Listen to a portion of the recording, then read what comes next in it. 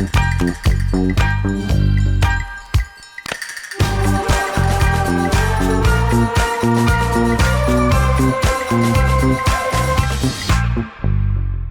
noite, pessoal. Sejam muito bem-vindos à edição de número 86 do Meetup de Data Science de Machine Learning do Nubank. E hoje a gente vai falar sobre como impulsionar marketing com ciência de dados. E para isso trouxemos um convidado especial que vai se apresentar daqui a pouquinho. Mas antes disso, eu vou me apresentar. Meu nome é Jéssica. Vou fazer rapidinho minha autodescrição. E um parênteses rápido é que a autodescrição é uma forma da gente tornar os nossos eventos um pouco mais inclusivos. Eu sou uma mulher negra, com óculos preto, fone branco, cabelo meio black, não sei se eu acho que o fundo está cortando meu cabelo. É e um fundo roxo. Sou cientista de dados aqui no Nubank e trabalho no setor de growth. E por coincidência, sou par do nosso apresentador de hoje. Para quem está aqui pela primeira vez, não conhece o nosso Meetup, o Meetup é um evento que realizamos mensalmente e já acontece há quase 8 anos, bastante tempo, né? E é uma oportunidade para compartilharmos um pouco os conteúdos e experiências do que a gente faz aqui no Nubank, conhecer um pouco mais do que está rolando na comunidade de dados, e os temas vão desde temas mais iniciantes a temas mais avançados. O evento será gravado e estará disponível no nosso canal do YouTube, o Build Nu. E um último lembrete é o formato do evento e como que a dinâmica do evento de hoje.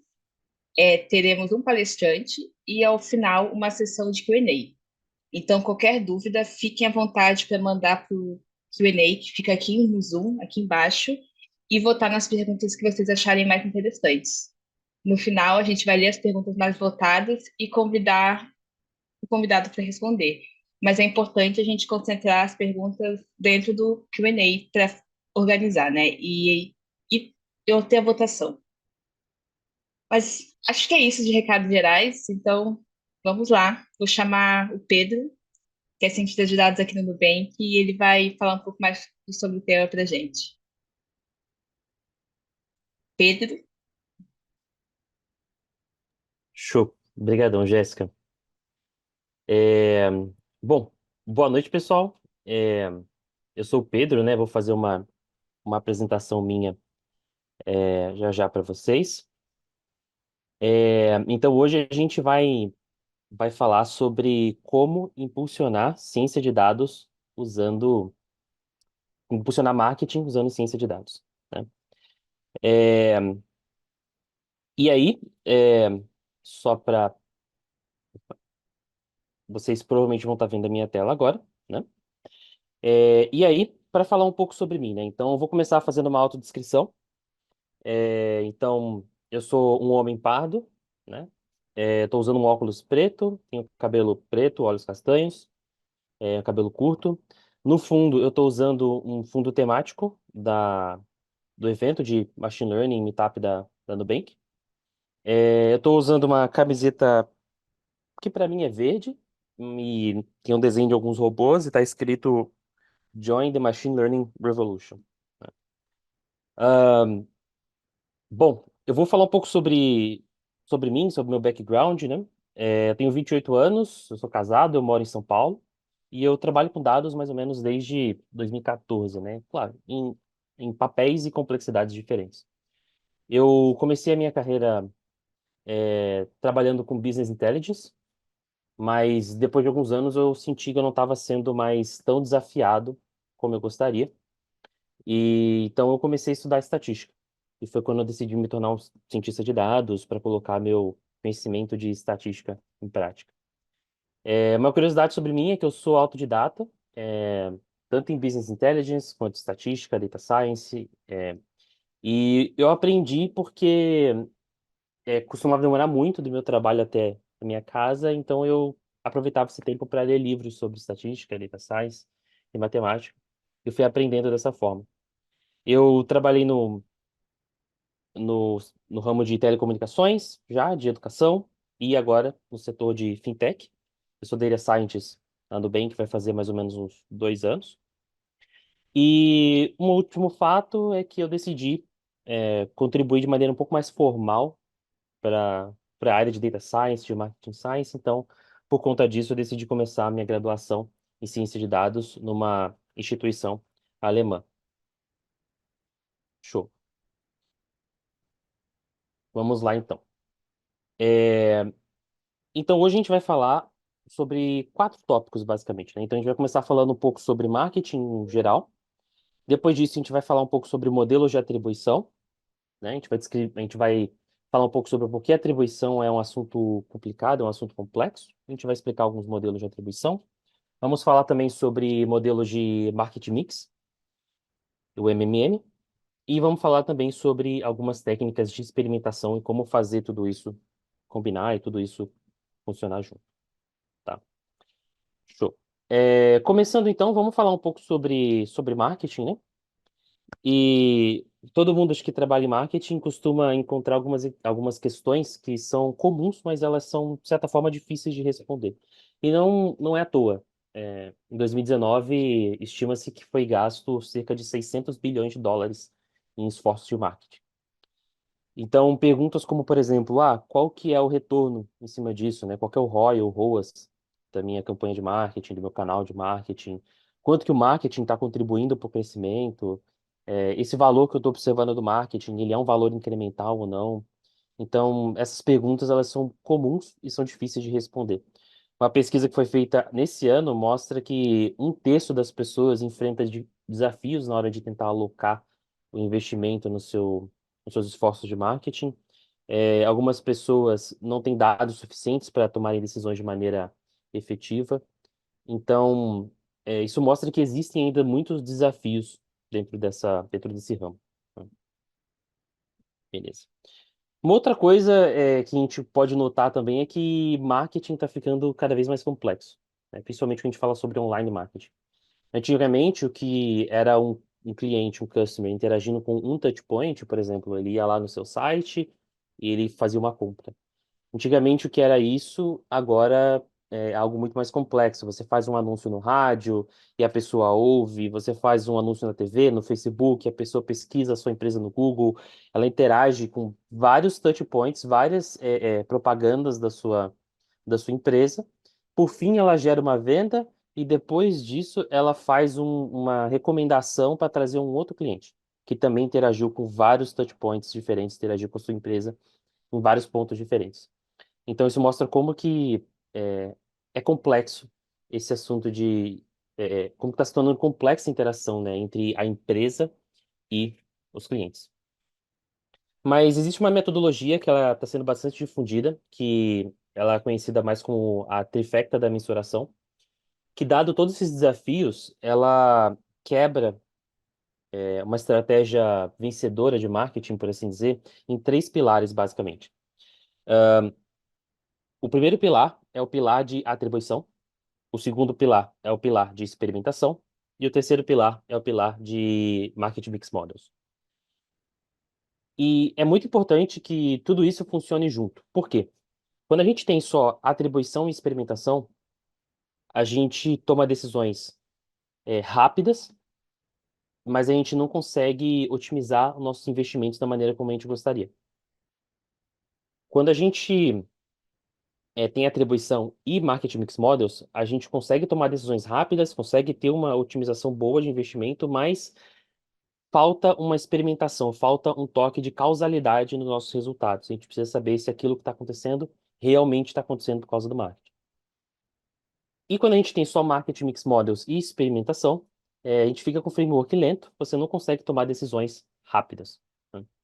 Mas quando você junta esses três métodos, você acaba com uma estratégia vencedora e você ganha o melhor de cada um desses pontos. Então, o objetivo é a gente falar sobre cada um desses três pilares, introduzir algumas técnicas, alguns conceitos de ciência de dados, alguns modelos em cada um desses pilares, e, por fim, mostrar de forma bem breve como juntar tudo isso e usar no nosso dia a dia. Show. Vamos falar então um pouco sobre modelos de atribuição, né? E então, o que que é atribuição? Para deixar todo mundo na mesma página. Atribuição é, não ironicamente, né, o fato a ação da gente atribuir um valor a uma interação com o cliente, né? Então, por exemplo, eu quero atribuir um valor de venda a um clique que aconteceu na minha propaganda. Isso é uma atribuição. Então, como é que geralmente funciona? A sua empresa ela investe numa plataforma de marketing, como por exemplo o Facebook. O Facebook pega esse dinheiro, ele começa a procurar pessoas que poderiam ser potenciais clientes. Ele mostra a propaganda para essas pessoas que seriam potenciais clientes e aí a pessoa interage com essa propaganda. Então ela vai clicar, ela vai ter uma impressão, enfim, vai ter algum tipo de interação com a sua propaganda. E se essa pessoa vier a se tornar uma conversão, vier a se tornar uma venda, pelos cookies da pessoa ali, pela própria plataforma, você vai ver que essa pessoa ela veio do Facebook e que ela clicou na sua propaganda do Facebook e ela se tornou uma venda. Então, quando isso acontece, nesse caso, a gente estaria falando que aquela venda é do Facebook. A gente está atribuindo tudo aquilo que foi relacionado àquela venda, o valor, o fato de ter sido uma conversão, alguma coisa assim, a gente está atribuindo tudo isso ao Facebook. Desse cenário, geralmente surgem duas métricas. A primeira dela é o CAC, que é o custo por cliente, que é o total que a gente gastou lá no começo, o total que a gente investiu, dividido pelo número de conversões, número de clientes. Isso vai trazer o quanto que cada cliente custou para a gente. E o ROAS, que é o retorno em cima do nosso investimento. Então, eu pego todo o lucro que viria dessas conversões da minha do meu canal de marketing e eu divido isso pelo total que eu gastei, pelo total que eu investi lá no começo. E isso vai ser o quanto que eu ganhei em cima daquilo que eu gastei, né? Só que a atribuição é um assunto bem complexo, porque como a gente viu lá atrás, o cliente ele interage só com um touch point, ele interage só com uma propaganda, um canal em que você está fazendo a sua propaganda. Então, começa a se tornar um assunto bem complexo e podem surgir perguntas como, por exemplo, será que a minha interação que eu tenho que olhar no cliente é clique, é view, impressão? Qual que é a janela de que eu devo olhar, né? Será que eu devo olhar os últimos 30 dias, 40 dias? E por fim, como que eu vou fazer realmente essa atribuição no final? Então, como que eu vou falar quanto que cada um dos canais, cada uma das propagandas, cada um das plataformas contribuíram para a conversão final do meu cliente, sendo que ele interagiu com várias delas. É comum, e isso a gente já tem meio que pré-pronto em várias plataformas, como por exemplo o Google Analytics e tudo mais, a gente tem já alguns modelos bem simples de atribuição. Por exemplo, a gente tem um caso aqui de um cliente que ele interagiu com vários touchpoints. Ele interagiu com a propaganda nossa no Facebook, pesquisou nossa marca no Google, interagiu com o website, viu no TikTok e, por fim, ele se tornou uma venda, uma conversão. A gente pode tentar atribuir a venda aos touchpoints que ele interagiu de diversas formas. O modelo mais simples é o que a gente chama de last touch, ou seja, todo o valor da venda, tudo aquilo de benefício que eu tive do cliente de volta, eu estou atribuindo somente ao último lugar onde o cliente clicou, onde o cliente interagiu. No caso, o TikTok. Eu posso fazer o contrário, né? Eu posso querer atribuir para o primeiro, então, nesse caso, Facebook. Eu posso atribuir, eu posso distribuir igualmente entre todos os canais, ou eu posso dar mais peso para os canais que estão no começo e no final da interação dele, e dar menos peso para os do meio. Eu posso fazer com que conforme eu vá voltando no passado, o peso seja menor, ou eu posso criar uma função customizada que, dependendo das minhas regras que eu estou estabelecendo, eu posso fazer essa atribuição da forma como eu quiser. A gente vai focar aqui na parte de modelos customizados, né? Então, a gente vai focar aqui em modelos de ciência de dados que ajudam a gente a fazer essa atribuição. A gente atribui o valor de uma venda, de uma conversão, e distribui eles de maneira justa entre os touchpoints, entre as propagandas que o cliente interagiu. Existem basicamente três tipos de modelos mais difundidos na indústria para a gente fazer isso. O primeiro deles é uma atribuição usando o método Shapley. Ele vai tentar resolver esse problema da atribuição usando teoria dos jogos. Outra forma também que a gente pode fazer é usando uma atribuição, usando funções de sobrevivência. Então, a gente vai tentar resolver esse problema usando análise de sobrevivência. E aquilo que era a contribuição, a gente começa a transformar num problema do quanto aquele touchpoint contribuiu para o tempo até a conversão, por exemplo.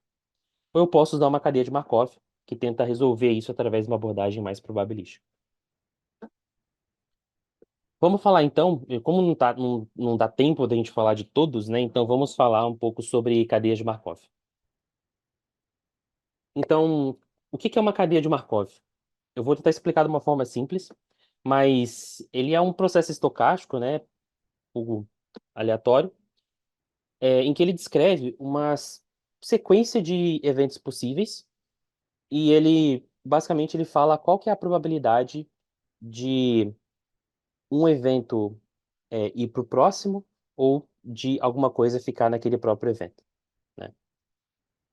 Uma coisa interessante sobre essas cadeias de Markov é que, pelo menos nas mais simples, é que o estado, a sequência, o evento que a gente está observando, a gente está basicamente assumindo que ele depende somente do evento anterior, tá? Isso vai ter implicações importantes lá na frente.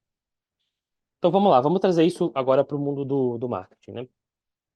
Então vamos supor que a gente tem uma base de dados onde eu tenho, é, por tempo, né? Por alguma medida de tempo, todos os touch points que os meus clientes interagiram. Então, eu tenho um identificador de cliente, como por exemplo um GA, um cookie, alguma coisa, e eu tenho quando que a pessoa interagiu com qual touchpoint. Se eu tenho essa informação, eu consigo montar mais ou menos o quanto cada pessoa transicionou entre vários canais, várias propagandas. Por exemplo, a maioria começou no Facebook, depois 8% passou para o website, depois 40% passou para o Google e por fim 35% converteu. E a gente tem vários outros caminhos que os clientes podem percorrer. Uma coisa que a gente pode fazer, uma vez que a gente montou esse grafo, por assim dizer, é a gente calcular qual que é a conversão de cada um desses caminhos. Então, para cada caminho, eu consigo ter uma conversão, consigo ver qual que é a conversão daquele caminho específico. Por exemplo, a conversão de quando a pessoa começa, vai para o website e depois converte, é 9%. O caminho que tem menos conversão é quando a pessoa começa, vai para o Facebook, website, Google e depois converte. A gente tem menos de 1% de conversão, né? Essa conversão é aditiva, né? Então a soma da conversão de cada um dos caminhos vai ser igual à conversão total. Show. O que a gente precisa fazer agora? Então, uma vez que eu tenho aqui mais ou menos um mapa de como que meus clientes eles transicionam entre cada um desses estados, eu posso calcular o que a gente chama de removal effect, que basicamente é o quê? Eu vou fazer uma simulação aonde eu vou fingir que o meu touchpoint de Facebook ele não existe. Se esse meu touchpoint, por exemplo, de Facebook não existisse, o quanto que isso iria afetar a minha conversão final? Então, a ideia é a gente fazer essa mensuração. E como é que a gente pode fazer isso? Basicamente, a gente faz um menos a conversão sem o Facebook, dividido pela conversão com o Facebook. Quando a gente faz isso, a gente descobre que a gente perdeu 2,44 pontos percentuais da conversão, ou que a gente perdeu em torno de 15% da nossa conversão total. Mas simplesmente usar esses 15% não é o suficiente. Então, eu não posso virar e falar que então o peso de Facebook é 15%. Por quê? Vamos ver um outro caso, onde a gente vê por que que simplesmente usar os 15% não faz muito sentido. Então, se a gente voltar e tentar fazer uma outra simulação, só que nesse caso eu simplesmente removo só o website, o que que acontece? Como todos os clientes em algum momento passavam pelo website antes de converter, então eu perco 100% das minhas conversões. Isso significa que o website é responsável por 100%?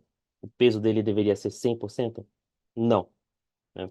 Então, o que que a gente faz nesse caso? A gente precisa normalizar esse removal effect. Então, basicamente, para eu fazer isso, eu calculo qual que é o efeito de remoção para cada um dos meus touchpoints, para cada um dos meus canais, o website, o Google, o Facebook. E uma vez que eu calculei esse removal effect, da mesma forma que a gente fez anteriormente no outro slide, para cada um desses touchpoints, eu divido eles pela soma desses removal effects. Então, calculei removal effects para todos eles, somo esse valor, e aí para cada um dos canais eu divido o removal effect por essa soma. Esse, no final, vai ser o peso que eu devo atribuir para o meu canal. Então, lá na frente, por exemplo, quando seguindo essa lógica, se chegarem 1.000 clientes, se eu tiver 1.000 conversões, então lá na frente eu sei que 10,66%, 66% deve ser atribuídos ao Facebook, 21% para o Google e 67% tem que ser atribuído ao website.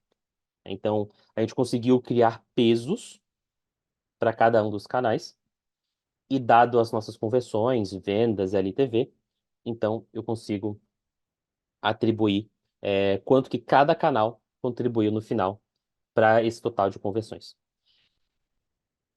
Esse é um dos modelos mais simples, né, que é a cadeia de Markov, mas tem algumas considerações bem importantes que a gente precisa fazer quando a gente está falando sobre esse modelo. O primeiro é que ele assume que você remover um touchpoint não vai fazer com que os clientes transicionem para outros canais. Por exemplo, se você simplesmente remove o Facebook, seus clientes podem se direcionar totalmente para o seu website. Mas, dado esse tipo de modelo, você está assumindo que isso não acontece. Outro fator também que é importante a gente levar em consideração é que ele assume que tem uma probabilidade constante ali de os clientes transicionarem de um estado para o outro, ou seja, uma pessoa interagir com o Facebook e depois com o website, existe uma probabilidade constante disso acontecer, né? E isso faz com que a gente acabe inferindo mais sobre o comportamento médio do cliente, num comportamentos mais específicos clientes a cliente. A gente pode resolver isso usando um modelo que cadeia de Markov com hidden states. E esse modelo ele é muito bom para identificar se um cliente, por exemplo, se ele está realmente interessado em fazer uma compra, se ele está num momento só de pesquisa e por aí vai. É um outro tipo de modelo também que pode ser usado, que usa essas cadeias de Markov. Outro disclaimer que a gente precisa fazer é que uma coisa que ele assume é que a probabilidade de você sair de um touchpoint para o outro, ou seja, a probabilidade de eu interagir com o Google, dado que eu interagi com o website, depende só do fato de eu ter interagido com o website. Ou seja, eu dependo só do estado anterior. E não necessariamente isso é verdade. A gente sabe que o cliente ele percorre, né, ele percorre todo esse caminho e não necessariamente só o touchpoint que ele interagiu anteriormente que tem alguma importância, o que é relevante para essa probabilidade. Como que a gente pode fazer então para é, a gente resolver esse problema? Geralmente a gente costuma usar o que a gente chama de cadeias de Markov de ordem maior, né? Higher order. E basicamente, quando a gente faz isso, em vez de ser no nosso grafo, em vez de cada bolinha ser um canal, cada bolinha é um conjunto de canais, né? E aí eu estou interagindo, basicamente, estou calculando a probabilidade de um caminho, ao invés da probabilidade simplesmente entre canais, né? Algumas bibliotecas que a gente pode usar para fazer isso é uma biblioteca chamada Channel Attribution, ela tem Python e R. E uma outra biblioteca também feita pela DP6, que ela está disponível em Python, ela é bem intuitiva, é bem fácil de usar. E nessa biblioteca da DP6 você consegue não só implementar esse modelo de atribuição com cadeias de Markov, mas você também consegue implementar uma atribuição usando Shapley, que nem eu falei que era um dos métodos bem efetivos também lá no começo. Beleza. Então vamos falar um pouco agora sobre Market Mix Models, né? Quando a gente conversou agora sobre atribuição, parece ser um método bem simples, né? Então, meu cliente interage com a propaganda, ele gera uma conversão, ele gera uma venda, e aí, por fim, eu atribuo a venda para aquele canal e acabou. Mas não necessariamente, né? Existem algumas coisas que a gente chama de efeitos dinâmicos no marketing, e modelos de atribuição, eles não conseguem enxergar isso. Tá? Então, isso faz com que modelos de atribuição eles sejam bons para decisões a curto prazo, decisões mais imediatas, mais real-time, enquanto eles são muito ruins em decisões a médio e longo prazo. Né? Então, você não vai querer usar os seus dados de clique, por exemplo, os seus modelos de atribuição, para tomar decisões a longo prazo. Eles não são muito bons nisso. E por que que eles não são bons? Existem alguns efeitos dinâmicos, como eu mencionei, que impactam o resultado que a gente tem no nosso negócio, e ele não enxerga. Por exemplo, tem um efeito que a gente chama de efeito de holdover. Quando um cliente ele converte, ele não vai fazer, por exemplo, uma compra. Ele não vai fazer a compra só naquele momento. Ele vai fazer várias compras ao longo da vida dele com a gente. Mas até que ponto eu tenho que atribuir essas compras que ele vai fazendo ao longo da vida dele com a gente para aquele canal de marketing que ele clicou lá atrás? O efeito de adstock, quando eu invisto na minha plataforma de marketing, a plataforma não vai mostrar exatamente no mesmo momento para o meu cliente, o cliente vai converter exatamente naquele mesmo momento. Por exemplo, se eu invisto hoje no Facebook para ele mostrar uma propaganda, meus clientes não vão necessariamente converter hoje. Eu vou ter um delay entre o meu investimento e o retorno desse investimento. Isso que a gente chama de adstock ou carryover. E a gente, por fim, a gente tem um efeito que é o dos diminishing returns, retornos decrescentes, que fala que basicamente também não significa que é, é, eu posso continuar investindo num canal indefinidamente que ele vai continuar me trazendo retorno de forma linear. Não é isso que acontece. A gente tem um efeito de saturação, né, dentro do mercado e dentro dos canais. E isso a atribuição não vê. Tá? Então, a gente precisa, para a gente começar a resolver esses problemas que a gente vê na atribuição e começar a pensar numa solução boa para planejamento a médio e longo prazo, a gente precisa começar a falar um pouco sobre esses efeitos dinâmicos, que é a principal fraqueza dos modelos de atribuição. O primeiro efeito dinâmico que a gente vai falar é o efeito de Adstock. E basicamente ele descreve o delay que existe entre o seu investimento no marketing e o retorno daquele investimento. Então, por exemplo, se eu invisto hoje, uma pessoa pode converter só semana que vem, mas ela viu a propaganda do investimento que eu fiz hoje.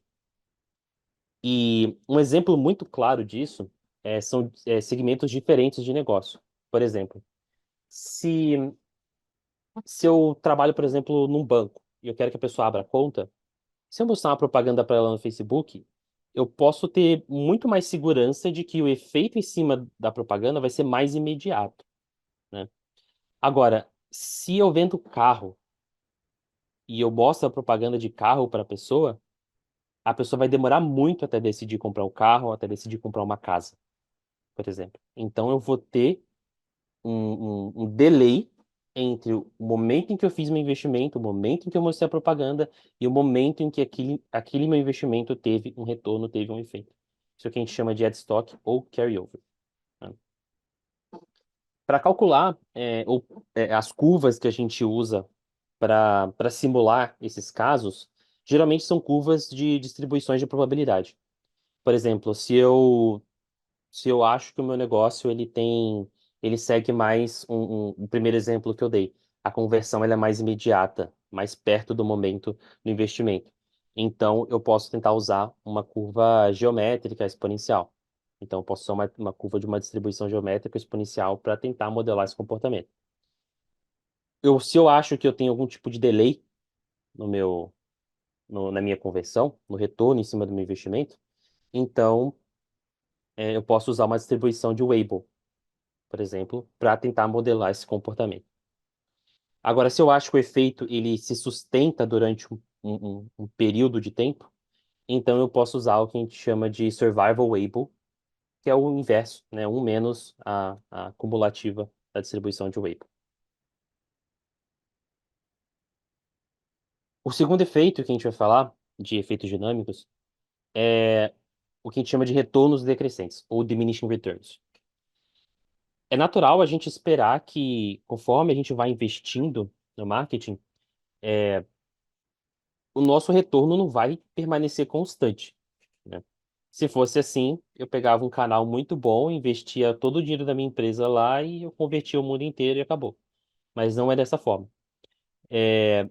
Tem até uma frase do empresário, que é o Thomas G. Ossington, num livro que ele escreveu que se chama Morte da Demanda, onde ele fala que todo produto ou serviço tem um nível natural de consumo. A gente precisa investir, distribuir para que a gente consiga entender qual nível de consumo é esse. Então, a gente espera que o retorno em cima do nosso investimento ele tenha uma cara muito mais curvilínea, da forma como a gente está vendo aqui, do que uma linha reta. Não é quanto mais eu invisto, mais retorno eu tenho. Conforme eu vou investindo mais, chega um momento em que o retorno começa a cair. Não é a mesma coisa do que quando eu estava investindo lá no começo. Quando a gente fala sobre curvas de saturação, uma métrica que é muito importante é a gente entender o retorno marginal em cima daquilo que a gente está fazendo.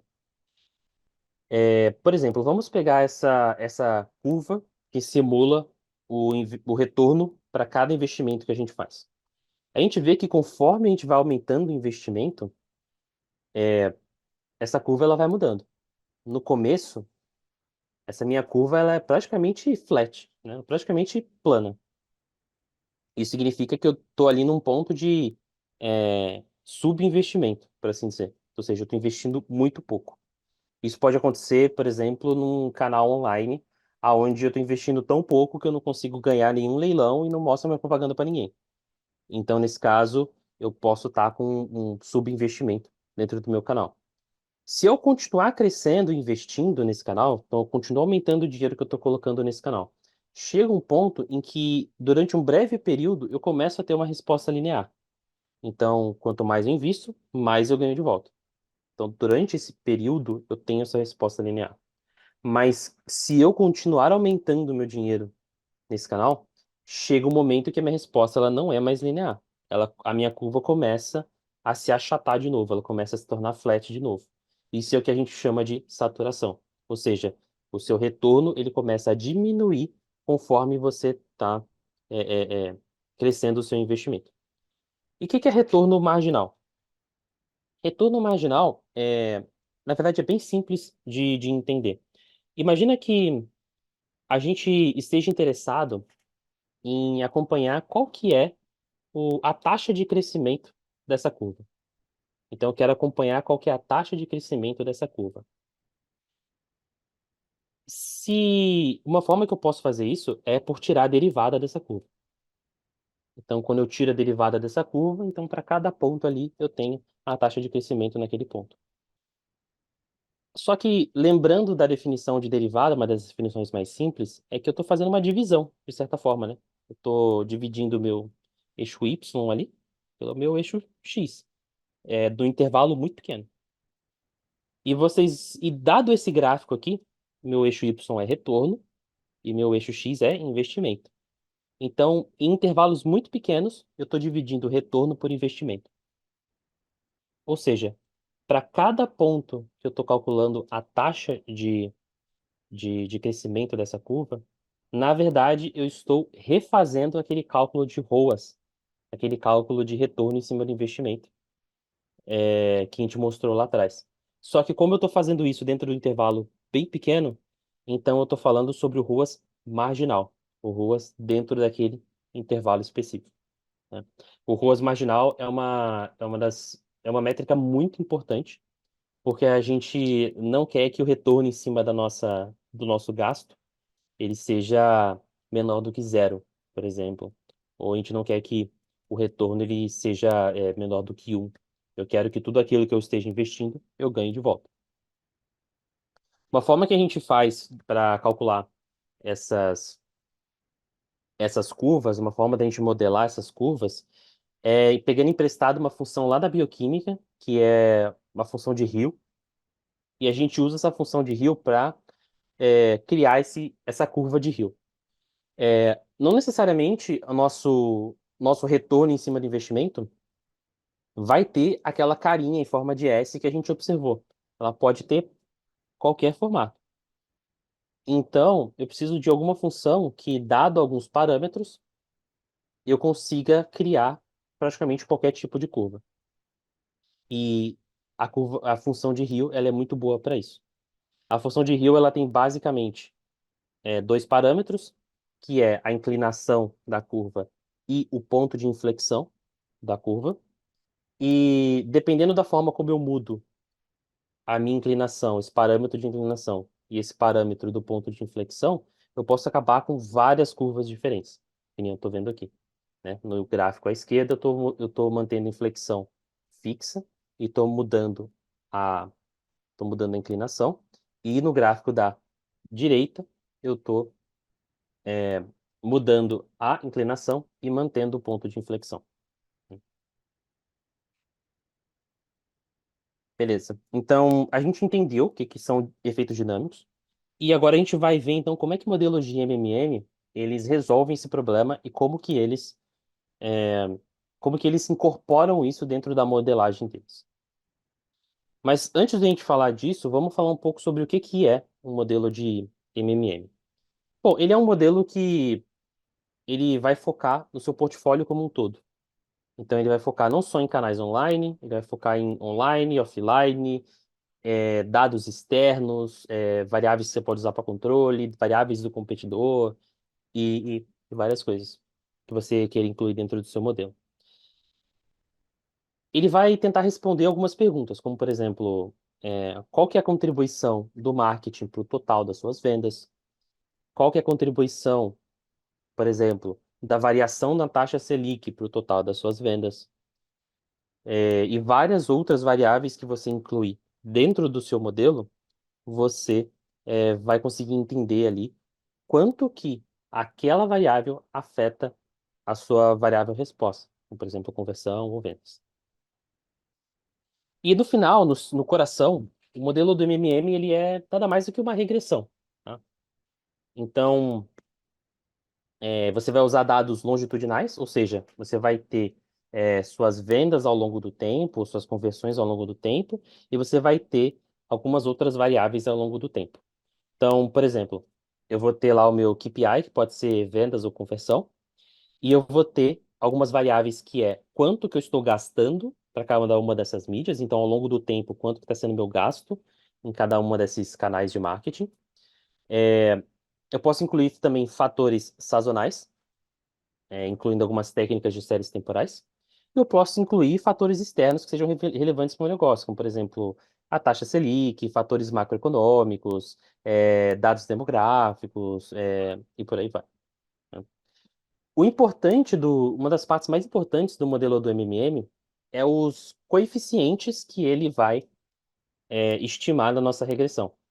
Então, por exemplo, o coeficiente das nossas variáveis de gasto para cada um dos canais de mídia, ele vai dizer ali o quanto que eu tenho de retorno para cada real que eu gasto naquele canal, né?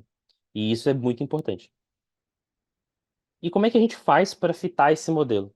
Bom, a gente precisa incorporar efeitos dinâmicos dentro do nosso modelo. Como é que eu faço isso? Eu pego o meu gasto que eu tenho para cada uma das mídias que está lá dentro do meu modelo, e eu começo a tentar entender quais que são os melhores parâmetros para a curva que eu escolhi de ad stocking e para aquela curva de rio. Então começa um processo iterativo, tentar achar os melhores parâmetros para essas curvas. Então eu vou lá, pego aquele meu gasto de mídia, é, tento escolho um parâmetro para aquela curva de ad stocking, transformo essa minha variável usando essa curva de ad stocking, depois eu estimo um parâmetro ali, vejo um parâmetro que eu posso usar para a minha curva de rio, transformo de novo essa minha variável de gasto usando a equação da curva de rio. Aí eu fito uma regressão linear, aonde a minha variável target é o meu KPI de negócio, por exemplo, conversões ou vendas, e as minhas variáveis de resposta são as variáveis externas, sazonais, e essas variáveis de mídia, de gasto de mídia transformadas, e eu calculo o erro do modelo. Os parâmetros das minhas curvas de adstocking, os parâmetros das minhas curvas de saturação, curva de Rio, que tiveram a melhor performance, vão ser os parâmetros que eu vou usar para definir como os parâmetros oficiais da minha curva de adstocking e da minha curva de saturação. Uma coisa que a gente pode fazer, e eu acho que essa é a parte mais importante do modelo de MMM, uma vez que a gente rodou a regressão, eu tenho lá o beta da minha regressão, o coeficiente. E eu sei o quanto que cada mídia contribui para o meu resultado final. E eu também criei aquela curva de saturação. Eu sei os parâmetros da curva de Rio que melhor representam aquele canal, por exemplo. Uma vez que eu tenho isso, eu consigo otimizar a alocação de budget que eu posso fazer. Então, se eu tenho mais budget vindo para eu fazer investimento, e eu sei quanto que é a contribuição de cada canal, que é o beta do meu modelo de MMM, e eu sei a curva de saturação de cada canal, então eu posso resolver aonde alocar esse dinheiro através de um problema de otimização. Por exemplo, eu posso tentar maximizar o retorno,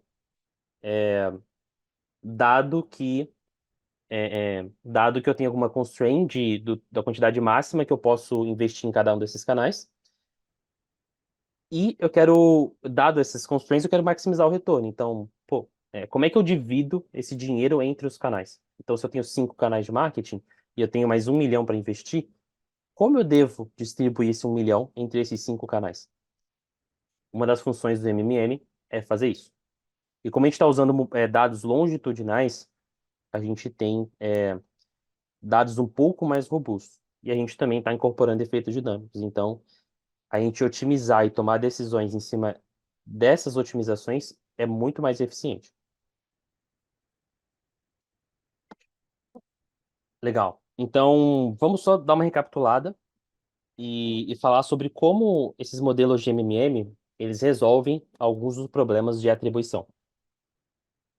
Bom, a atribuição primeiramente precisa de dados a nível de cookie e a nível de usuário. E isso às vezes é difícil de conseguir. Então, o modelo de MMM, ele usa dados longitudinais, ou seja, dados agregados ao longo do tempo, que é muito mais fácil de conseguir. E você também consegue esses dados, por exemplo, para mídias offline. Mas para mídias online você não tem dados dia a dia ou a nível de usuário. Você não sabe ali quem viu a sua propaganda na TV, por exemplo. Outra coisa também, dos problemas de atribuição é que, novamente, ele depende de dados online. Então, ele depende de uma interação, um clique, uma impressão, alguma coisa assim. Então, você não consegue ver dados de mídia offline. Então, se eu tenho uma propaganda no rádio, na TV, se eu tenho algum tipo de mídia out of home, ou um, um outdoor, alguma coisa assim, eu não vou conseguir entender o efeito disso nos meus modelos de atribuição, porque lá eu estou falando de dados online, estou falando de cliques. O MMM não, o MMM ele consegue, como ele usa dados agregados, você consegue ali colocar o quanto você está gastando de offline por dia, por semana, por exemplo, e você vai ver o impacto disso na sua variável resposta. Outro problema da atribuição é que você não consegue ver KPIs de branding, então awareness, consideration, algumas coisas mais upper funnel, você não consegue visualizar dentro do modelo de atribuição, porque você não tem interação online em cima disso. Mas como o modelo do MMM ele usa dados agregados, então você consegue usar ali, consegue colocar ali, por exemplo, por semana, alguns KPIs que podem ser relevantes para a campanha de upper funnel da sua marca, como por exemplo, social listening, dados de social media, sentimento, dados de pesquisa e por aí vai, e você vai ver o quanto que isso influencia também no seu target final. Modelos de atribuição, eles não levam em consideração esses efeitos dinâmicos que a gente mostrou agora, né? Então, ad stocking, curva de saturação, você não vê isso em modelos de atribuição. Mas com o MMM a gente faz essa transformação. Então a gente estima ali e a gente transforma a nossa variável usando lá uma função de adstocking, depois transforma de novo usando uma função de saturação. Tenta encontrar ali, através de uma abordagem meio grid search, os melhores parâmetros para essas curvas, e aí a gente consegue levar esses efeitos em consideração. O modelo de atribuição também ele é muito simples para decisões a longo prazo, porque ele não leva esses efeitos dinâmicos em consideração, os dados dele são muito mais dados imediatos, mas os modelos de market mix, eles incorporam muito mais efeitos externos, incorporam efeitos dinâmicos, variáveis fora do seu negócio, às vezes, como dados demográficos, é, é, ou algumas estatísticas governamentais, econômicas, e tudo isso você consegue levar em consideração na hora de fazer sua otimização, na hora de você fazer, na hora de você criar o seu modelo e entender o impacto dele na sua venda. E, por fim, ele também é muito melhor para decisões a longo prazo, porque, dado toda essa robustez que ele tem, ele consegue lá no final fazer uma otimização, consegue ainda resolver um problema de otimização que, dado um budget que você tem novo, qual que é a melhor distribuição que você pode fazer dentro dos seus canais de marketing. Algumas bibliotecas que vocês podem usar para fazer isso, a primeira é o Robin, da Meta. É bem difundido, é bem fácil de usar, e ela é open source, e tem muitos tutoriais, e tem uma comunidade bem grande. Mas ela está disponível só em R. Tá? Uma biblioteca que usa uma abordagem Bayesiana é o Lightweight do Google, e ela está disponível somente em Python, e também é open source, tem uma comunidade não tão grande quanto a do Robin, mas ela também tem uma comunidade e tem uma documentação legal. E uma biblioteca também que está sendo usada mais recentemente, e não necessariamente ela é para isso, mas ela está sendo usada, é a biblioteca Orbit da Uber. Ela também usa uma abordagem Bayesiana, e ela é disponível somente em Python. Tá? Tudo isso que eu expliquei para vocês de efeitos dinâmicos, calcular curvas de saturação e tudo mais, essas bibliotecas elas fazem de maneira automática. Você precisa escolher, por exemplo, só qual é o tipo de curva de Adstocking que você quer e o intervalo, os parâmetros dessas curvas, e o modelo vai iterar e encontrar os melhores parâmetros para essas curvas para vocês. E por fim, vamos falar um pouco sobre experimentação, que é o terceiro pilar e um pilar bem complicado da parte de marketing. Bom, eu acho que experimentação em marketing é bem complicado, né? A gente tem diversos cenários onde a gente não pode recorrer para testes A/B e tudo mais. Só que, para deixar todo mundo na mesma página, vamos começar falando um pouco sobre, separando um pouco correlação e causalidade. Então, causalidade não é quando duas coisas costumam andar juntas, né? Por exemplo, duas coisas ou aumentam juntas ou diminuem juntas, isso não é causalidade, isso é uma correlação. Um exemplo que eu trouxe aqui é um exemplo bem famoso. A gente tem uma correlação altíssima entre a quantidade de filmes que o Nicolas Cage aparece e a quantidade de pessoas que morrem afogadas na piscina. Mas eu não vou virar e vou falar que, pô, se o Nicolas Cage aparecer em menos filmes, menos pessoas vão morrer afogadas na piscina. E eu posso citar um modelo em cima disso, e meu modelo pode ter um- uma performance muito boa para a previsão. Mas eu não posso virar e falar que Nicolas Cage está causando algum tipo de afogamento. E esse é um dos principais problemas com machine learning em geral. Eles são feitos para trabalhar em cima de correlações. E quando a gente está falando de experimentação e causalidade, eu estou querendo entender o impacto causal que uma coisa teve em cima da outra, né? Meu modelo ele pode ser muito bom em prever os dados, mas ele naturalmente ele vai ser muito ruim em atribuir uma causa para isso, ou entender o cenário que a gente chama de contrafactual, que é o que aconteceria se eu não tivesse feito isso. E modelos de atribuição e MMM, eles também não fogem disso, tá? Então, quando a gente investe num canal, por exemplo, ou investir no Facebook para ele mostrar as propagandas, ele vai, ele vai mostrar essa propaganda, mas eu não consigo saber o que teria acontecido caso eu não tivesse investido. Então, caso eu não tivesse botado aquele dinheiro no Facebook, aquele cliente que clicou e converteu, ele teria convertido mesmo assim? Ou será que ele não teria convertido? A resposta para essa pergunta é muito importante, porque não necessariamente porque o cliente clicou na propaganda e converteu, isso significa que ele converteu por causa da propaganda. Meu cliente ele poderia ter convertido mesmo eu não mostrando a propaganda, e nesse caso eu vou estar superestimando um canal de marketing. Ou meu cliente, caso eu não tivesse mostrado a propaganda, ele não teria convertido. E eu não consigo ver esse cenário, né? E eu posso acabar subestimando o meu canal de marketing. O modelo do MMM ele também não é causal, porque assim como vários modelos que focam em predição, assim como ele foca, ele sofre de uma falácia que até mesmo nós, humanos, sofremos, que é a falácia post-hoc, que basicamente é, se uma coisa aconteceu depois disso, então foi por causa disso. E é basicamente essa falácia que está embutida em muitos desses modelos de predição. Então, se tiver uma correlação positiva entre as minhas vendas e o meu investimento, meu modelo vai falar que o investimento causou a venda. Se não tiver correlação, ele vai falar que não teve efeito. Se a correlação for negativa, ele vai falar que o meu investimento causou o drop nas minhas vendas. Então, ele não é causal, né? Então, ele não foi feito para tentar observar esse cenário contrafactual, que é o cenário do o que teria acontecido caso eu não tivesse investido naquela campanha de marketing. Então, o grande problema desses modelos é que eles não conseguem observar nem estimar o contrafactual, né? E quais são alguns modelos de inferência causal que a gente tem e que a gente pode utilizar em marketing? Eu trouxe aqui uma pirâmide o nome dela é Pirâmide de Kohavi, e ela basicamente ela mostra aqui o grau de qualidade que a gente tem por tipo de experimento que a gente está usando. No topo a gente tem meta-análise, que é basicamente o melhor tipo de experimento que a gente pode ter atualmente na ciência. Depois a gente tem controles randomizados, que é o nosso teste A/B, mas nem sempre eu posso fazer teste A/B, como por exemplo, eu vou fazer uma campanha de TV. Eu não consigo fazer um teste A/B numa campanha de TV.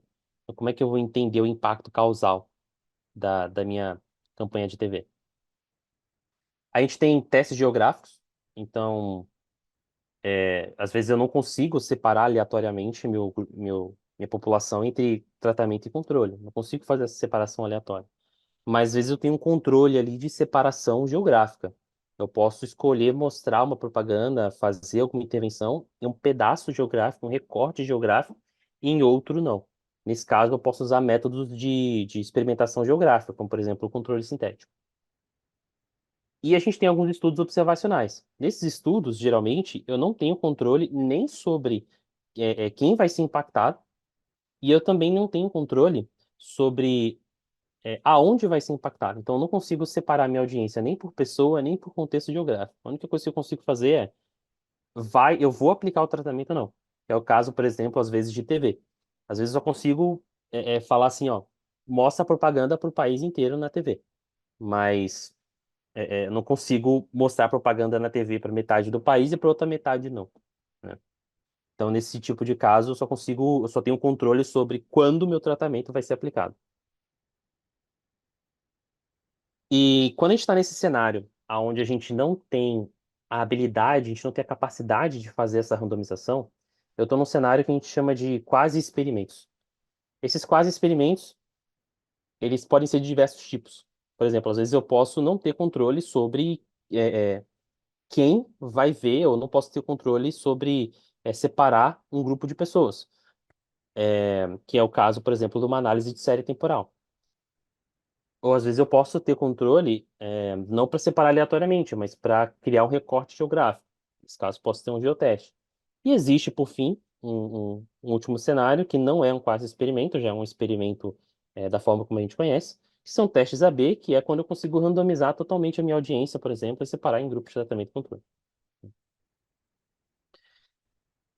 Existem diversos e diversos métodos que a gente poderia falar aqui sobre inferência causal, sobre experimentação, tem controle sintético, regressão descontinuada, por aí vai. Mas um dos que eu decidi trazer aqui é um breve overview em cima dele. É um método que não é tão visto, então eu acho que seria interessante, principalmente para todo mundo conhecer, que é o método de análise de séries temporais interrompidas, tá? Esse método ele é muito bom e muito eficaz. O que que é uma série interrompida, por assim dizer, né? Uma série interrompida, então, é uma time series, ou seja, é uma mensuração de um valor ao longo do tempo. Em algum momento dessa série temporal, ocorreu uma intervenção, ocorreu alguma coisa diferente. Então, por exemplo, em algum momento na minha série temporal, eu passei a mostrar uma propaganda de TV no país inteiro. Então, o que que eu vou tentar entender através dessa análise de série temporal interrompida? Eu quero entender duas coisas. Eu quero entender o aumento no nível da minha série e o aumento na tendência da minha série. Por exemplo, nesse gráfico aqui, antes da linha pontilhada da minha intervenção, a minha reta ela seguia, né, numa determinada direção, mas depois da minha intervenção, a minha reta deu um salto lá para cima. Isso é o que a gente chama de aumento ou mudança de nível. Mas se você observar também, mudou a inclinação da minha reta. Antes da intervenção, ela tinha uma inclinação mais, né, negativa, e depois da minha intervenção, ela não só deu um salto, mas a inclinação dela também mudou. Agora ela é mais reta. Tá? Então, essa mudança de inclinação é o que a gente chama de mudança de tendência. E existem vários tipos de mudanças que podem acontecer na minha série temporal. Por exemplo, eu posso ter uma mudança somente no nível, posso ter uma mudança somente na tendência, eu posso ter uma mudança faseada, uma mudança temporária, e tem vários tipos diferentes de mudanças de nível e de tendência que podem acontecer. Eu vou trazer um caso muito simples aqui, com dados simulados, dados bem simples mesmo, para mostrar só mais ou menos como é que é na prática isso. Então aqui a gente tem as vendas ao longo do tempo. Imagina que de 2023, 2022, março de 2022, até do dia 24 de outubro de 2022, estava tudo normal. No dia 25 de outubro, eu mudei meu portfólio de marketing, eu comecei a usar uma estratégia nova, eu fiz um rebranding, eu comecei a mostrar uma propaganda na TV, alguma coisa muito grande aconteceu. Nesse caso, eu tive a minha intervenção ali no dia 25 do 10. E o que que eu quero estimar? Quanto que mudou a minha série temporal por causa dessa minha intervenção? Então, lembrando do que a gente viu antes, quanto que mudou de nível e o quanto que mudou de tendência. Quais são as variáveis que eu vou ter para o meu modelo? Então, eu vou ter dados longitudinais, novamente. Então, por dia, por semana, por mês, eu vou ter a quantidade de vendas. Eu vou ter uma variável que é um row number, basicamente. Ele vai falar ali quantas semanas desde o começo do meu dataset, ou quantos períodos desde o começo do meu dataset, na verdade. Eu vou ter uma coluna que é uma variável dummy, que ela é 0 ou 1 para quando eu estou no período pós-intervenção ou no período pré-intervenção. E eu vou ter uma variável que é a quantidade de períodos que se passaram desde que aquela minha intervenção aconteceu. O objetivo da variável intervenção, que é essa variável dummy, é capturar a mudança no nível da minha série. O objetivo da minha variável de dias ou períodos desde a intervenção é capturar a mudança na tendência. Tá? Então, eu peguei aqueles meus dados de venda ao longo do tempo e eu adicionei essas variáveis aqui. O que que eu posso fazer agora? Eu vou fitar uma regressão linear, aonde meu target são as minhas vendas e as minhas variáveis são aquelas colunas que eu mostrei. Dias desde o começo do meu dataset, uma dummy falando se é intervenção ou não, e dias desde o começo da intervenção. Quando eu fito essa regressão linear, dá para a gente ver que ela vai capturar esse salto que eu tive, que é a mudança de nível, e ela vai capturar essa mudança de tendência, porque a minha reta antes da intervenção, ela era muito mais flat, e depois da intervenção ela fica muito mais inclinada para cima. Então, se eu rodar uma regressão linear em cima daqueles dados, eu vou acabar com isso daqui. Mas como é que eu posso fazer, então, para interpretar esses resultados? Bom, eu vou rodar lá o meu modelo, no Python, por exemplo, e aí eu vou acabar com uma tabela ali com um resumo do meu modelo, com as estatísticas. A primeira coisa que eu vou ver lá é o intercepto, né, o beta zero. O coeficiente do meu beta zero, ele vai ser qual que era o nível antes da minha intervenção. O coeficiente da minha variável dias desde o começo do meu dataset, ou períodos desde o começo do meu dataset, ele vai ser a inclinação que existia antes da intervenção. o coeficiente da variável intervenção, aquela variável dummy, vai ser o quanto que eu tive de aumento de nível, um aumento instantâneo dado aquela intervenção. Ou seja, a partir do momento que aconteceu a intervenção, quanto que subiu o nível da minha série temporal. E por fim, a variável dias, desde a intervenção, ela vai capturar a mudança na tendência, né? Então, voltando aqui para o nosso exemplo, antes a gente tinha um nível de 1.229 vendas por dia, e a gente tinha uma tendência de aumentar 0,6 vendas por dia. Quando eu apliquei a minha intervenção, a, a média diária de releases aumentou em 200, ou de vendas, no caso, aumentou 263 vendas. E a minha, a minha tendência também mudou. Agora eu ganho 3 vendas para cada dia que passa, né? Eu tive uma mudança de tendência. Lembrando que aqui a gente está trabalhando com um problema de inferência, não um problema de predição. Então é muito importante eu tentar checar se as assumptions, se as premissas do meu modelo, elas estão sendo cumpridas. Por exemplo, o p-valor tem que ser significativo para as minhas variáveis de intervenção. Outra coisa importante também é ficar de olho naquele PROB-JB que aparece ali. Esse valor tem que estar maior do que 0,05, porque esse valor, isso significa que os resíduos seguem uma distribuição normal, tá? Que é uma das assumptions do meu modelo de regressão linear. E quais são algumas considerações para a gente finalizar aqui essa parte de experimentação? Bom, é, esse modelo que eu mostrei é um modelo super simples. É bem provável que a gente vai ter outras edições de Meetups, onde a gente vai mostrar como fazer de maneiras muito mais complexas e mais completas. Mas tem alguns pontos que a gente precisa levar em consideração quando a gente está rodando um modelo desse tipo. Primeiro que a gente pode ter autocorrelação, e isso a gente não pode ter num modelo de regressão linear. Então, meus resíduos podem estar autocorrelacionados, eu posso ter padrões sazonais. Então, quando eu tenho esse tipo de padrão no meu modelo, isso significa que o modelo de regressão linear não é o melhor para aquilo que eu estou tentando usar. Então, eu vou tentar ir para um outro tipo de modelo linear, que seria, no caso, por exemplo, um Marima, um Sarima. Outra coisa também é que nem a gente viu lá atrás, eu tenho várias coisas externas que interagem com o meu resultado, né? Tenho várias coisas que podem influenciar e enviesar o meu resultado. Eu simplesmente usar só aquelas variáveis que eu mostrei, às vezes não pode ser o melhor cenário. Então, nesse caso, talvez você vai precisar incluir variáveis externas, né? Então, além daquelas variáveis que eu mostrei para vocês, então eu posso ter que colocar, por exemplo, a taxa Selic, posso colocar a quantidade de vendas do competidor, dados macroeconômicos, tudo aquilo que eu imagino que vai influenciar no meu resultado.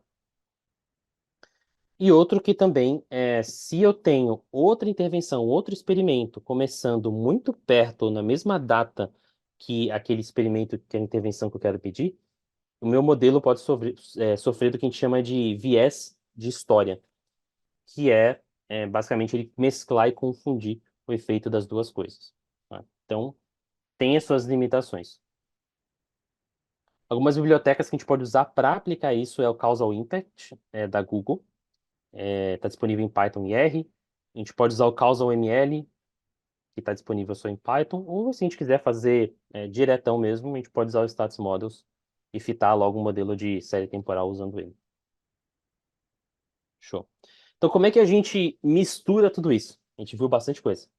Bom, meu modelo de atribuição ele é muito bom para decisões rápidas, para decisões perto de tempo real.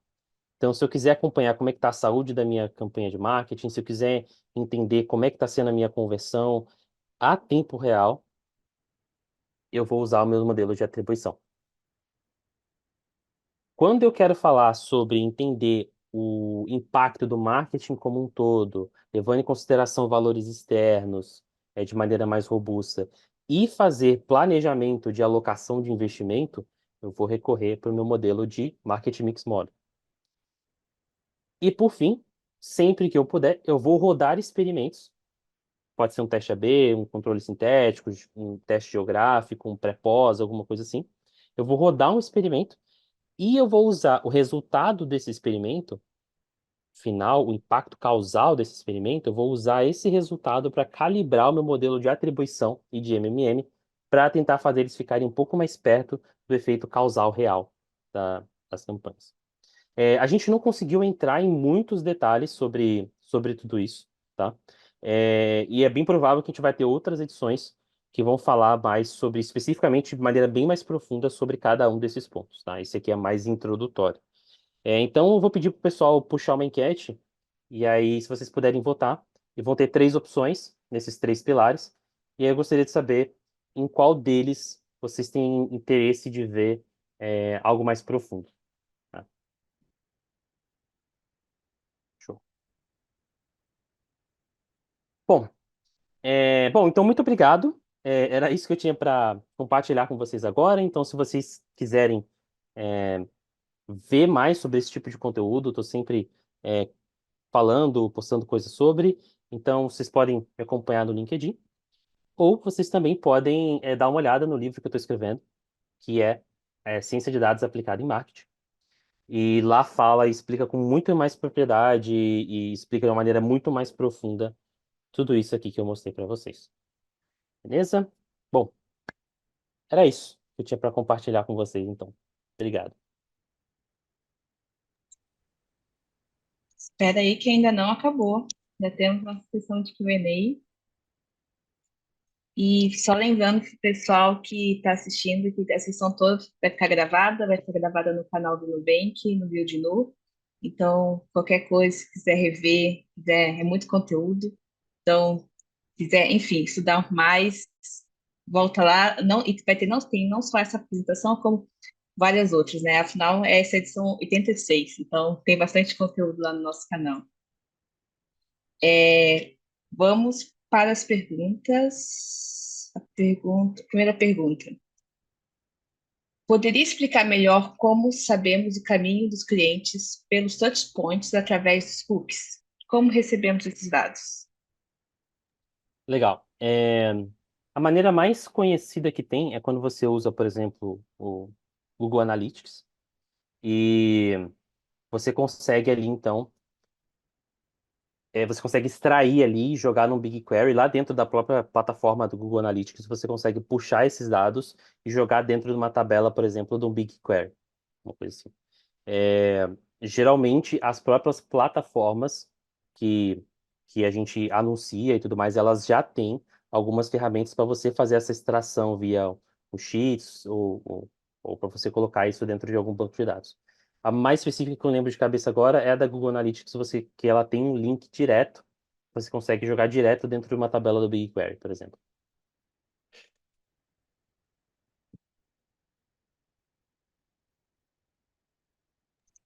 Show. Poderia dar algumas referências dos modelos de atribuição usando o CHAP e análise de sobrevivência? Show. É, Usando o Shape, ele vai tentar usar uma abordagem muito parecida com aquilo que,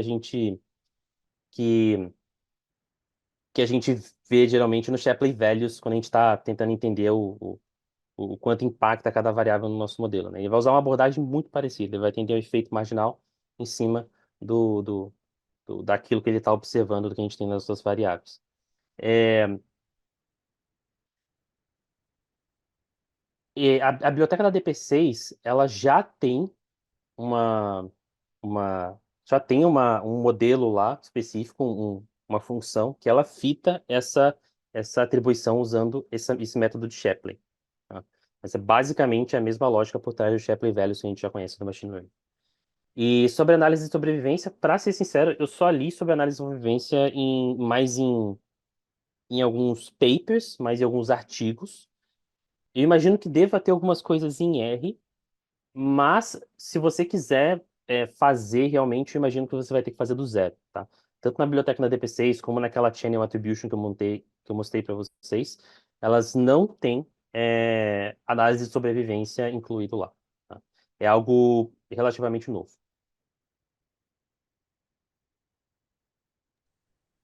Onde posso aprender mais sobre marketing e analytics? Alguma sugestão de livro? Bom, tem o meu livro que eu coloquei lá. Lá tem tem bastante coisa e eu tento abordar as coisas de uma maneira bem didática e matemática para, enfim, para dar uma base para a pessoa que está lendo, ver desde o começo. Mas também existem muitos blogs que no Medium, por exemplo, e existem alguns livros também de marketing research. Tem alguns livros específicos de quase experimentos. Depois eu posso.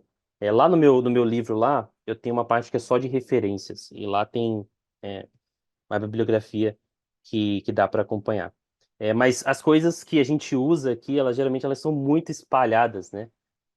Então é meio complicado mesmo de você juntar tudo. Por isso que é uma das coisas um dos projetos pessoais que eu estou trabalhando é em tentar juntar tudo isso num lugar só e tentar montar uma história e como juntar tudo. Tá? Mas eu vou tentar compartilhar o link do livro com vocês. Qualquer coisa também tem o QR Code e o link na apresentação no YouTube depois vai ficar disponível. Tem uma pergunta aqui embaixo, um pouquinho mais botada, que é: como modelos podem ajudar a visualizar melhor o ROAS de marketing versus estratégias de vendas? Poderia trazer exemplos dessa dinâmica e como áreas de produto podem dar a devida importância para cada etapa do funil? Bom, legal. Então, acho que tudo gira em torno das variáveis que você inclui dentro do seu modelo de MMM, por exemplo. Como eu falei lá, a atribuição ela vai focar mais na conversão final, né? Então, dependendo da métrica que você escolher, por exemplo, venda, conversão, alguma coisa assim, vai focar mais nisso. Agora, se você quiser levar em consideração todos esses fatores externos e tudo mais, o modelo do MMM ele vai ser muito mais robusto para medir isso e levar em consideração, fazer otimizações levando isso em consideração, entender essa dinâmica. As variáveis que você inclui, por exemplo, no seu modelo do MMM, podem ser quantidade que você gasta por canal de marketing, pode ser uma flag falando se você teve uma mudança de estratégia ou não, podem ser algumas métricas proxy para algum tipo de estratégia, para algum tipo de etapa mais no topo do funil. Por exemplo, awareness e consideration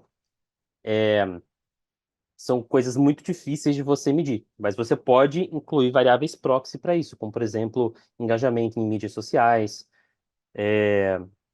respostas a questionários, a pesquisas e dados de análise de sentimento de redes sociais. Pode usar essas informações para tentar capturar essa flutuação do topo de funil, né? Mas geralmente, para entender o ROAS, a gente precisa incluir no nosso modelo de MMM, por exemplo, variáveis de investimento, quanto que a gente investiu para cada período, para conseguir ter essa resposta. Tá? Tem um outro aqui com um voto que é: poderia explicar mais sobre a solução de MMM para medir impacto menos tangível? Exemplo, campanhas de awareness e rebranding. Em alguns cenários, é bem difícil convencer que esse tipo de investimento traz retorno financeiro para os negócios.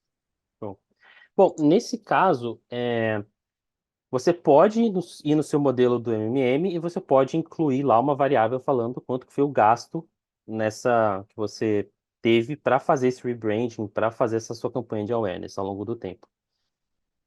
Mas a minha recomendação seria você rodar uma análise de série temporal, que nem eu mostrei. Lá você vai ter um comportamento padrão, por exemplo, das suas vendas ao longo do tempo, e em um determinado momento você fez um rebranding, sua marca mudou. Você quer medir o impacto que isso teve em vendas.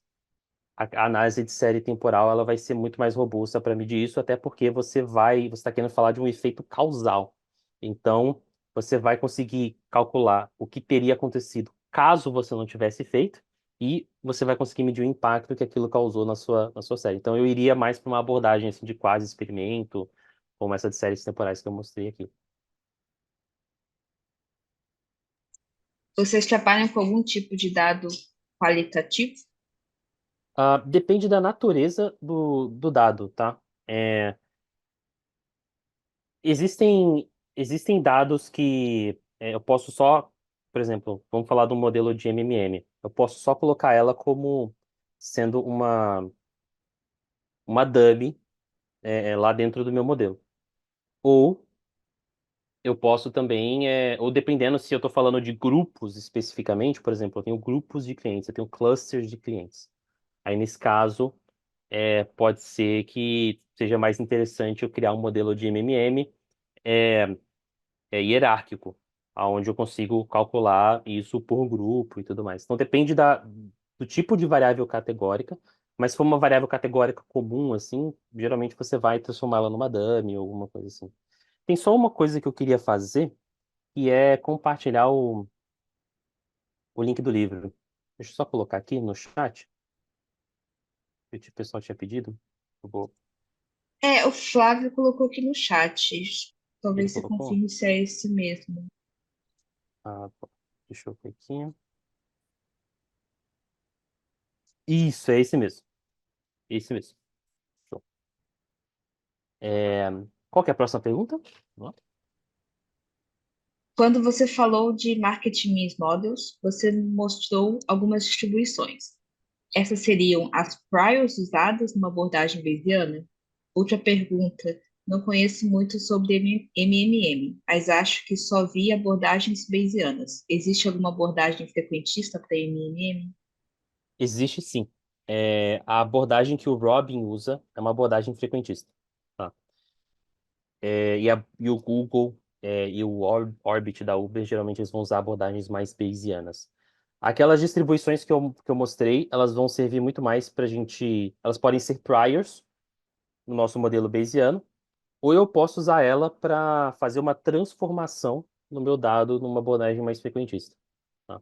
Dependendo do tipo de modelo que você está usando, da biblioteca que você está usando, elas vão ter significados diferentes. Tá? Marginal Response tem relação com a curva S?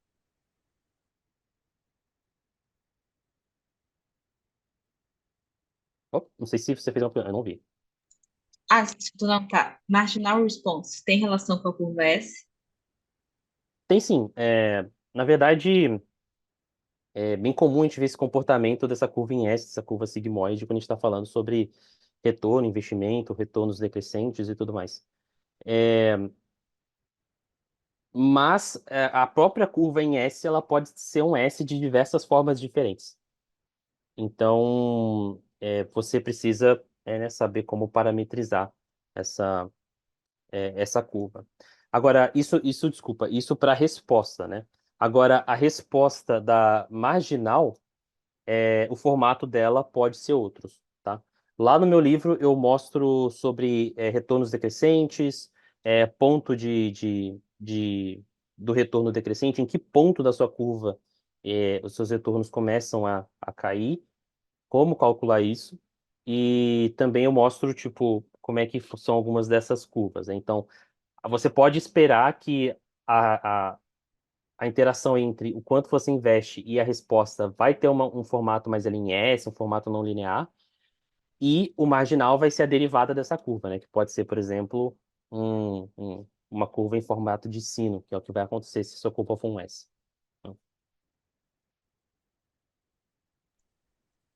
Vamos lá. Em quanto tempo normalmente atualizamos essas curvas?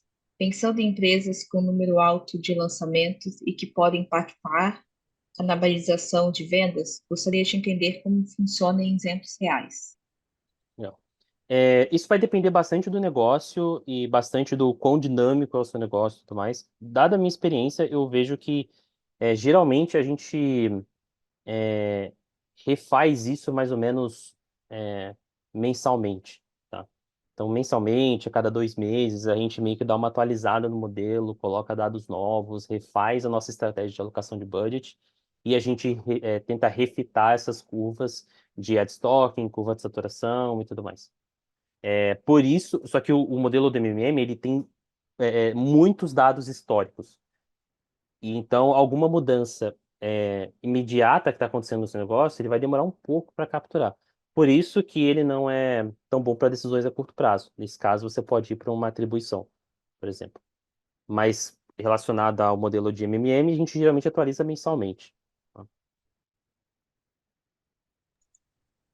Quais bibliotecas vocês utilizam para gerar decks? Casual Discovery, a partir dos dados observacionais. Como traduzir os impactos causais em custos reais do negócio? Então, é, bom, a DEG em si tem várias bibliotecas que você pode usar para fazer. Eu não lembro especificamente nenhuma agora por nome, tá? Me desculpa, mas é, elas não vão ser tão importantes assim. Eu lembro que tem um site, acho que ele tem uma biblioteca, acho que é Degit, o nome do site. E lá você consegue montar e mostrar o impacto causal de uma variável na outra, ver probabilidade condicional, essas coisas assim. E ele acho que tem uma implementação em R. Mas isso não vai ter tanta importância assim.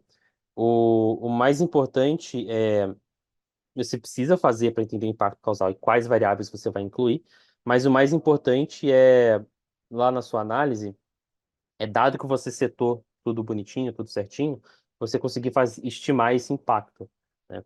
Então, por exemplo, vamos supor que eu estou falando de um modelo de time series, que nem eu mostrei agora. Minha variável é vendas o meu beta, o coeficiente que eu mostrei lá, é o quanto que teve de impacto nas vendas. Então, aumentou 200 vendas imediatamente e depois, na média, e depois aumentou 3 vendas por dia depois que eu fiz aquela minha intervenção. Você quer mensurar o impacto disso no negócio? Pô, quantidade de vendas por LTV, por exemplo. Aí você vai ter o quanto de dinheiro que você teve de retorno. Aí você pega esse dinheiro que você teve de retorno, divide por quanto você gastou, e você vai ter o ROAS e por aí vai. Então, geralmente você faz esses estudos e aí você usa a inferência ali da sua métrica target para calcular o resultado do negócio. Como você acha que pesquisas podem ser usadas para mensurar os efeitos das campanhas de marketing? O que deixaria de sugestão? Então, dados de pesquisa, eles são muito lentos e não são tão confiáveis assim. Mas você pode colocar eles, por exemplo, dentro de um modelo de MMM. Ele pode virar uma feature lá dentro do seu modelo. E aí você pode, por exemplo, você tem um questionário que você roda e as pessoas respondem. Você pode colocar a resposta desse questionário, a resposta média de cada pergunta, para cada um das suas perguntas lá, como variável dentro do seu modelo de MMM. Aí você vai ver o impacto que isso tem também dentro das suas vendas.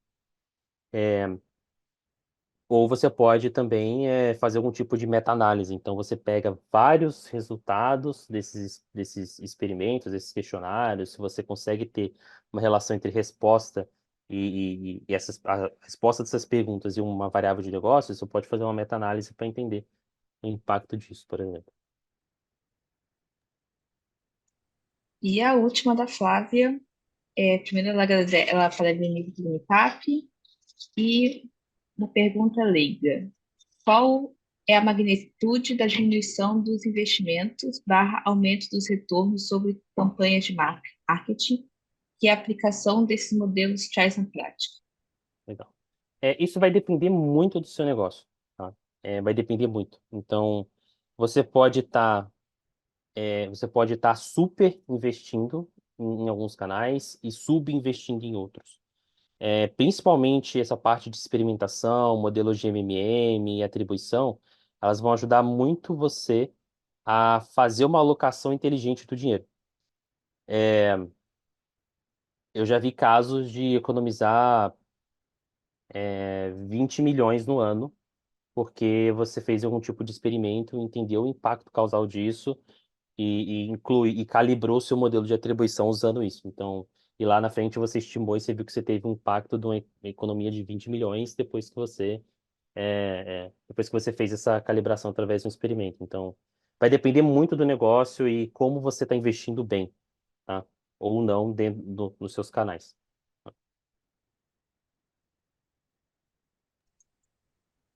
É isso, conseguimos responder todas e a tempo, exato, na hora exata. Então, queria agradecer, Pedro, por ter participado hoje aqui com a gente.